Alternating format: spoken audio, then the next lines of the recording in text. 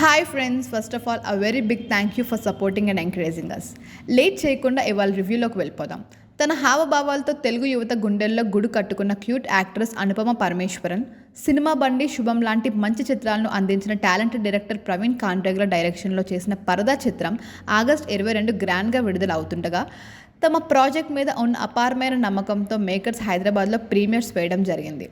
ముందుగా ఈ సినిమా కోసం అహర్నిశలు కష్టపడి తనకు కుదిరిన అన్ని విధాలుగా ప్రమోట్ చేసిన అనుపమకి హ్యాట్స్ ఆఫ్ చెప్పక తప్పదు. కథ విషయానికి వస్తే ఇది చాలా సింపుల్ స్టోరీ. ఒక విలేజ్లో ఉండే మూఢనమ్మకాన్ని మెయిన్ లీడ్ ఎలా బ్రేక్ చేస్తుంది అనేది టైటిల్ని బట్టి, ట్రైలర్ని బట్టి చాలా మంది ఈజీగా గెస్ చేయొచ్చు. మూవీ కంటెంట్ ఏమి బయటకు రాకముందు మాత్రం సినీ విశ్లేషకులు, క్రిటిక్స్ ఈ సినిమా బాలీవుడ్ హిట్స్ అయిన లాపతా లేడీస్, డియర్ జిందగీలను కాపీ కొట్టి తీశారు, లేకపోతే మూవీ అదే లైన్స్లో ఉండబోతుంది అని రకరకాలుగా జోష్యం చెప్పారు.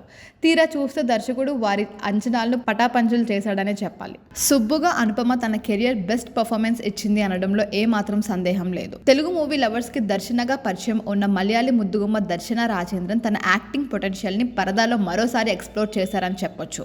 రత్నంగా సపోర్టింగ్ రోల్ సంగీత అదరగొట్టారు, చాలా యాప్ట్గా సెట్ అయ్యారు. ప్రొడక్షన్ వాల్యూస్ కానీ, విజువల్స్ కానీ చాలా రిచ్గా కనిపించాయి.